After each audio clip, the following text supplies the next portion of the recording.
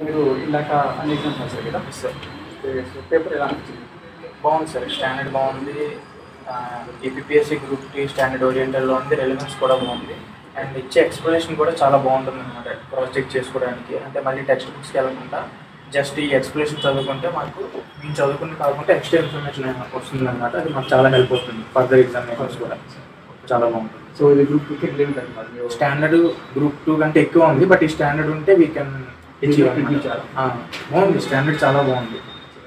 So మీరు బయట కూడా కొన్ని చూసి ఉంటారు సో పేపర్స్, దానికి దీనికి ఏమైనా డిఫరెన్స్ మీరు చూసాను సార్. అంటే స్టాండర్డ్ అనేది అంత లేదు, గ్రూప్ 4 లెవెల్ ఆ టైంలో ఇచ్చేస్తుంది చాలా ఈజీగా అనిపించడానికి.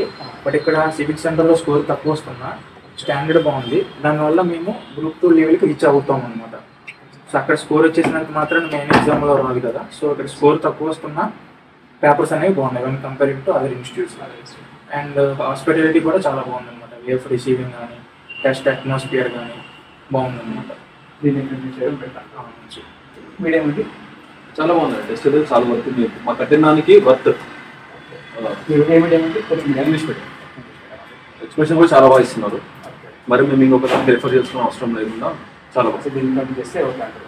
సో ఇంతకుముందు కొంచెం స్టూడెంట్స్ అన్నారు సో క్వశ్చన్స్ బాగానే ఉన్నాయి, కాకపోతే ఆప్షన్స్లో ఇంకా కొంచెం టెక్నిక్గా ఉండాలంటారు. సో అది డీటెయిల్గా ఉండే అవసరం అంటారు, లేకుంటే ఇది కంటిన్యూ చేయడం అంటారు. అంటే tricking in the sense like question బట్టి మనము రిఫర్ చేసుకుంటాం. కానీ కొన్ని మిస్టేక్స్ ఒక క్వశ్చన్ పేపర్ ఎట్లా అంటే మనకి ఆప్షన్స్ ఇచ్చినప్పుడు ఒక 2-3 క్వశ్చన్స్ అలా కొంచెం మిస్టేక్స్ ఉన్నాయి. కొంచెం తీసుకొని రెక్టిఫై చేసుకుని బాగుంటాయి.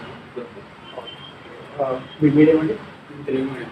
ఓకే, మరి తెలుగు నుంచి ఇంగ్లీష్ మీద అంటే ఇంగ్లీష్ నుంచి తెలుగులో ఏమన్నా ట్రాన్స్లేషన్ ట్రాన్స్లేషన్లో కొన్ని మిస్టేక్స్ ఉన్నాయి, కానీ బయట కోచింగ్ సెంటర్తో పోల్చుకుంటే స్వీక్ సెంటర్ అనేది చాలా డెప్త్గా ఉంటుందండి పేపర్. నేను చాలా వరకు బయట గ్రాండ్ టెస్ట్ రాశాను, తర్వాత స్వీక్ సెంటర్కి వచ్చి రాశాను.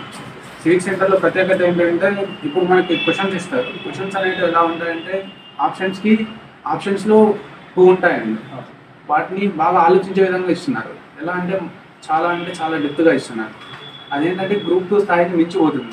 కానీ ఈ స్థాయిలో మనం ప్రిపేర్ అయినామంటే గ్రూప్ 2 క్వశ్చన్ పేపర్ అనేది చాలా ఈజీ అవుతుంది మనకి. గ్రూప్ 2 మీరు మంచిగా ప్రిపేర్ అయితే ఇంకా ఫ్యూచర్లో ఇంకా మంచి దానికి రెడీగా ఉంటాం. గ్రూప్ దీన్ని కంటిన్యూ చేయడం ఓకే అంటారు. ఓకే. కానీ ఒక ట్రాన్స్లేషన్ ఇంగ్లీష్ టు తెలుగు కొద్దిగా మళ్ళీ క్వశ్చన్ పేపర్ తయారు చేసిన తర్వాత ఒకసారి రీచెక్ చేసుకుంటే ఇంకా ఖచ్చితంగా చాలా బాగుంటుంది. ఇప్పటిదాకా దాదాపు చేశాము, ఇప్పుడైతే దాదాపు లేవని అనుకుంటాను. ఫ్యూచర్లో కూడా ఖచ్చితంగా డబ్బులు. Thank you.